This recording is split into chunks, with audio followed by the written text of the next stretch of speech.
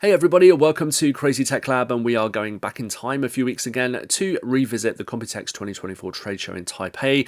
Specifically, this time we are checking out a brand called Hyte, and we got the full booth tour, looking at some of their awesome products, both new and old, and having a good chat with some of the guys on the booth about their products. So sit back and enjoy the show. Our Y70 Touch Infinite. Yep. Last year we launched a Y70 Touch. It had the 4K panel.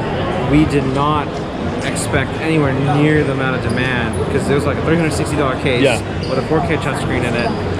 We exhausted every available panel we had globally in this 4K specification. And so in February, we actually launched these Y70 without the touchscreen. That is MSRP'd at $219.99. And we let people know that, hey, we've exhausted global supply of this 4K panel. We're currently working on developing our own panel, but in the meantime, you can buy the Y70. It's now available just for without everyone. the touch. And so now we're launching the Y70 Touch Infinite. So it now has a 2.5K screen instead of 4K. But because of the reduction in resolution, we did bring the sub-pixels closer together. So the dot pitch of the pixels themselves is now 33% smaller, which means despite the downgrade in resolution, you're still getting a finer and sharper image at the end. We've also boosted the brightness by 17%, increased the contrast ratio by 25%. It has a slightly wider viewing angle, and then we've also dropped the pixel response time by 50% as well. And so it really was just figuring out how can we improve every single aspect of the screen while finding something that we can help manufacture ourselves to make sure we don't run into this problem again. And so this is now actually increasing in MSRP by 20 bucks. So this is available now for pre-order for $379.99. We have the 4 colorways, so we're now calling it Panda for the white and black, Pitch Black for the all black, Black Cherry, which is our unique red flavor, and then the Snow White, which is the all white. And then in addition to the Y70 Touch Infinite, we are launching our Milky Y70s this year. And so this comes in the strawberry milk, blueberry milk, and then back there we have the taro milk flavors. And so these were previously colorways that were used to some extent in our collaboration cases, and we received a lot of feedback from customers saying, hey, we really want this color just as a full case. And so we full sent it, even to the point where the canopies for the riser are matched to the milky colorways. And so these are available for pre-order now. They'll start shipping in September. On the back side over here, we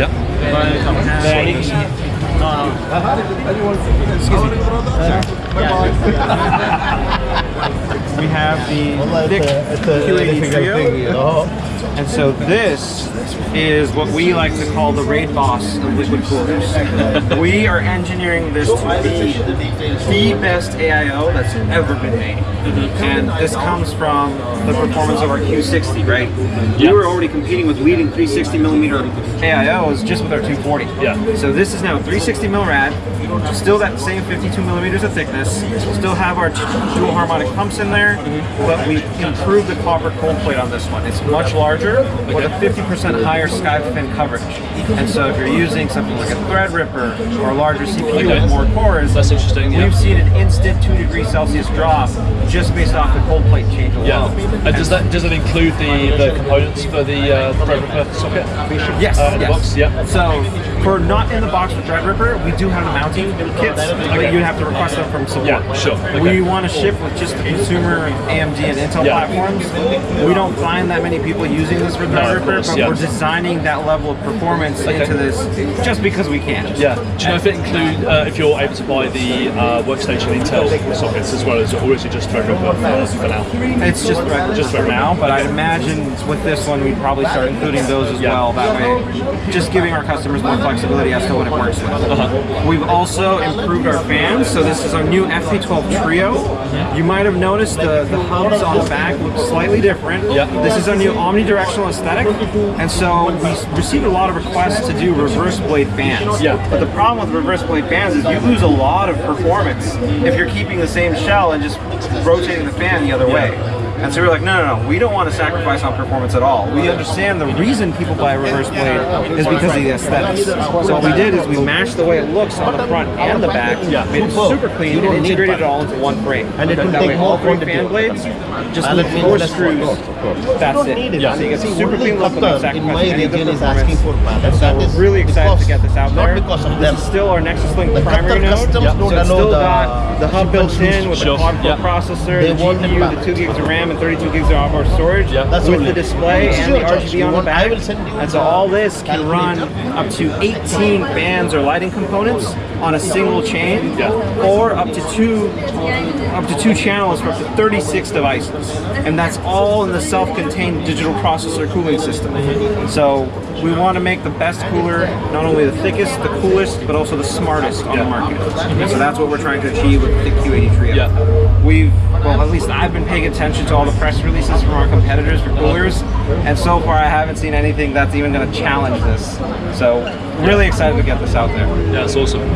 Going back to the new Y70, is there anything else changed other than the screen and the colors? No. It's just still same case, exceptional case, just with a better screen. Yeah, okay.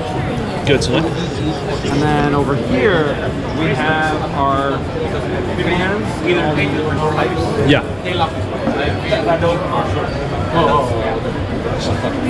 I thought it was for like connect. Oh, yeah. LinkedIn. Are you Hyte? Yes. Yeah. You have a bit. No, go ahead. Let me track this for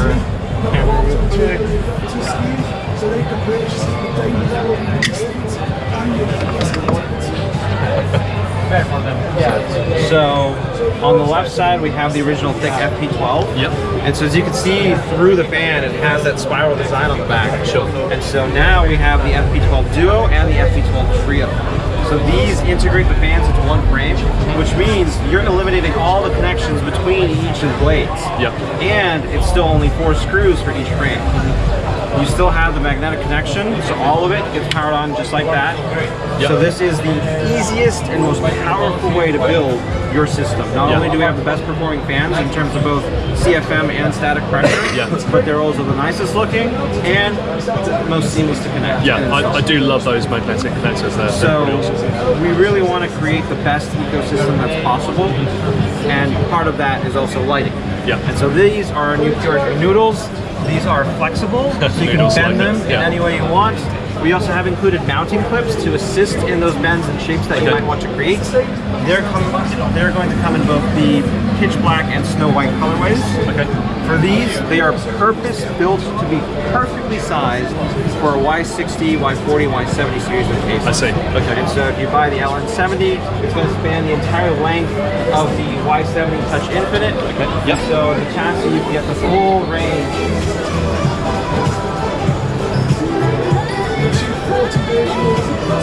So it's going to be perfectly sized so you can outline the perimeter of the case.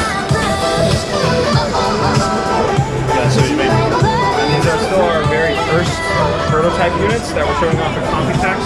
So we're going to be going through and improving not only the brightness, but also the uniformity of the lighting. So there's no hot spots that you'll be able to see in the final product. Yeah, it's definitely one of my bugbears with RGB lights is that you get to the end and then you've got an extra inch that you have to try and work out what to do with it. And sometimes you can't. Sometimes you can cut the strip, but sometimes it's just not good. So we've already redesigned it based off of what we've seen at Computex. So there's some major revisions coming to the design to make it even better to use and install. Yeah, awesome.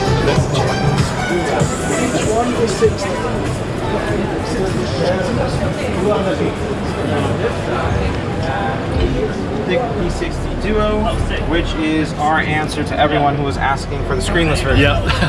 And so all small form factor guys, they can now fit this in their cases if they want to. And so this still has the same exceptional performance as Q60. We haven't changed any of that, but we have dropped the LCD, and instead we now have a QRGB block. Okay. Each LED has a projector lens directly on top of it. I was going to say, that's so super intense. It magnifies the RGB and makes it extremely bright.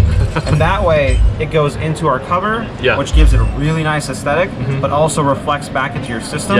And the goal with this is to bring your entire system to life with so much light that you won't need to install any additional RGB strips. And then this also allows us to bring the price down, which means more people can now afford to enter this ecosystem and experience this exceptional cooling performance. Savor the shared journey. We are powering stuff here. All the lights at our booth are powered off of our NP50s. And so this is our Nexus portal. In case you don't want to use one of our coolers, you have your own cooler, but you want to use our fans, our lighting components with your build, this is how you do it. You can buy one of these bundled with those. It has 3 channels, so unlike our coolers which have 2 channels, this one can do still the same 18 per channel, but because there's 3 channels, you can have 54 devices off of just this one hub. And then these are the additional pitch black colorways for all of this. It's like crazy loud.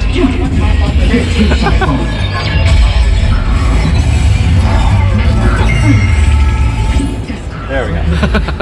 So these are the pitch black versions of everything we saw on the other side. Yeah. And so we're not only launching the Panda, but we're also going to launch pitch black at the same time. Yeah. Because back at CES we had one color, one product in each category. Yeah. Now we're coming out with 2 colors for all the products that are expanding all the categories, because we realize it just gives people more options to build with. Yeah. And so we think that's a really important part of what we're trying to do here at Hyte. Yeah. And then lastly, over on this side, we have the Keeb TKL. So this is our 10 keyless mechanical keyboard. Oh, nice. And then we've been working to develop additional customization options for the dual magnetic rollers that come on.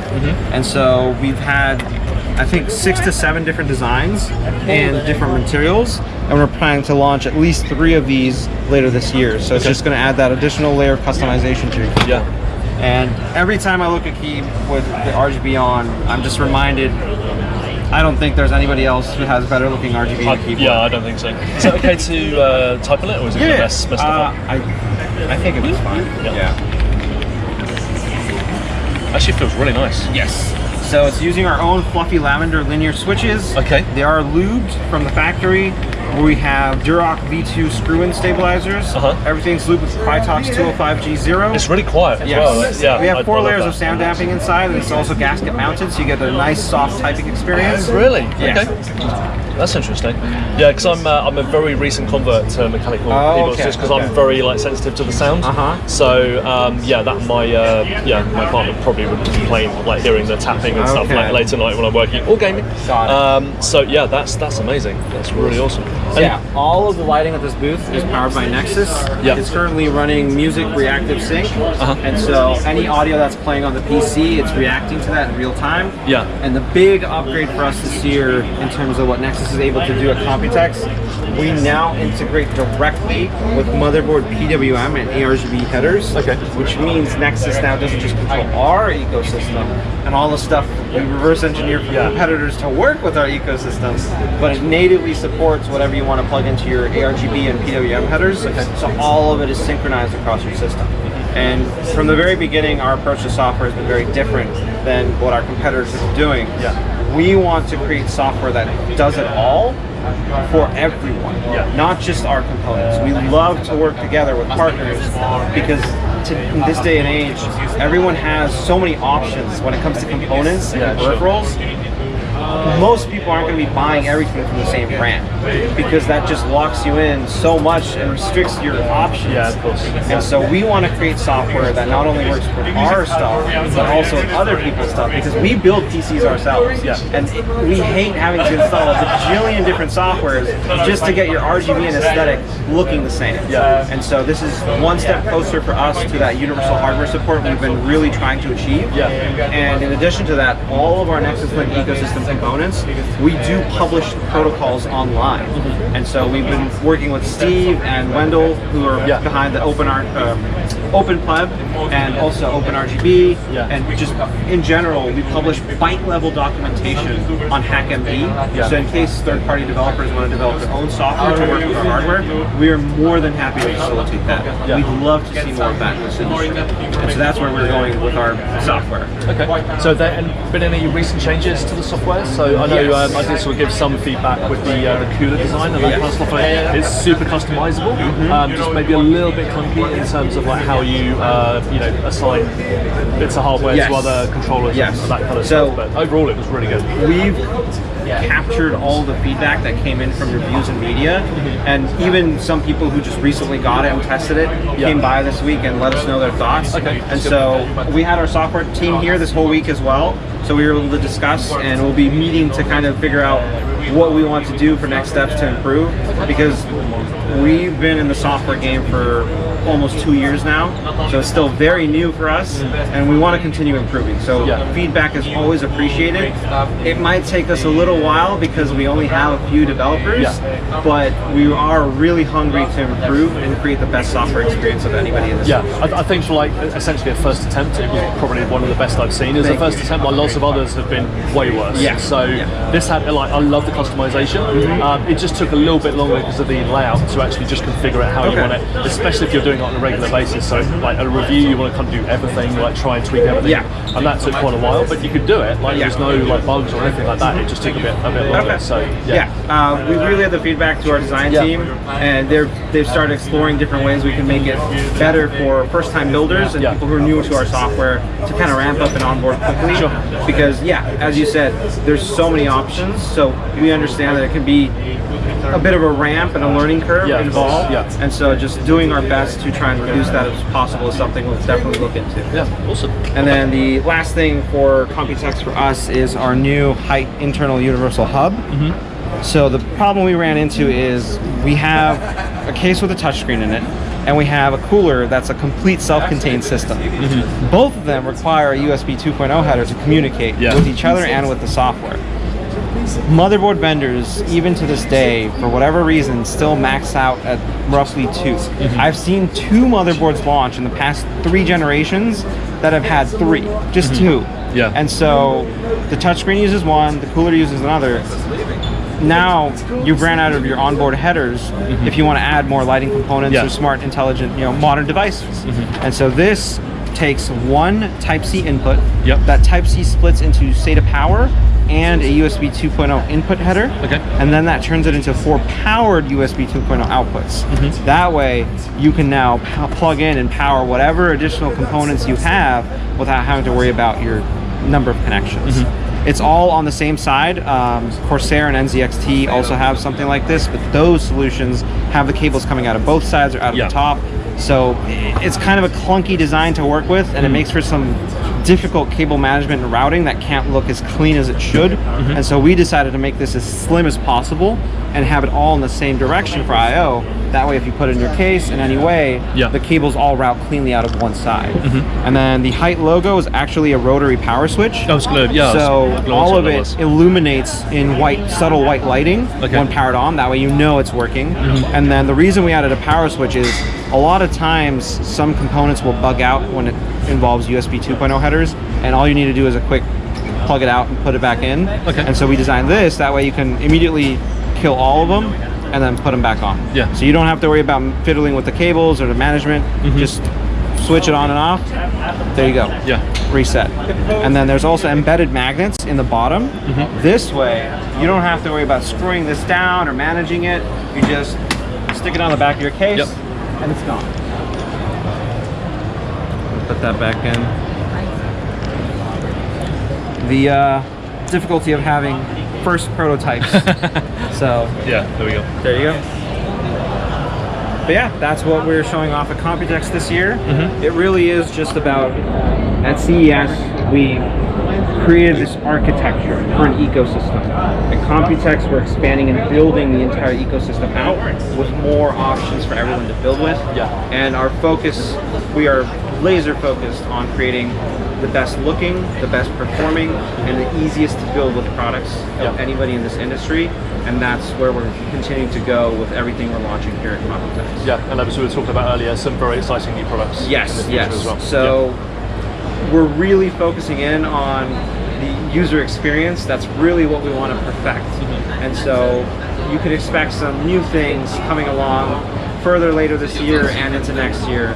That, you know, as we were talking about, every time we enter a category, we make a big splash because we try to execute at the highest level across everything we do. And so you can expect us to continue entering new categories and making waves in the industry into the future. Yeah, awesome. So my channel, just a little tag on the end, is kind of focused on the small form factor, but I look at everything else as well. So I know that a lot of people loved the Revolt 3 case. So any plans to sort of revisit that form factor at some point? We are very receptive to demands and what people are looking for in the industry, and so if there is enough demand, we are definitely open to exploring some future possibilities for improving lives of SFF enthusiasts with what we can offer. So that's good. Awesome. We're always listening, always looking out for feedback, and keeping our ears close to the ground to see what people are looking for next. Amazing. That's awesome. That's it for the video today. I'd love to thank the Hyte guys for hosting me on their booth and having a really good chat about things, and we are going to be back very, very soon with more videos. Till then, don't forget to like, comment and subscribe, and turn on that bell icon so you are notified when I upload new videos. And that's it today. Thanks for watching, and I'll be back very, very soon.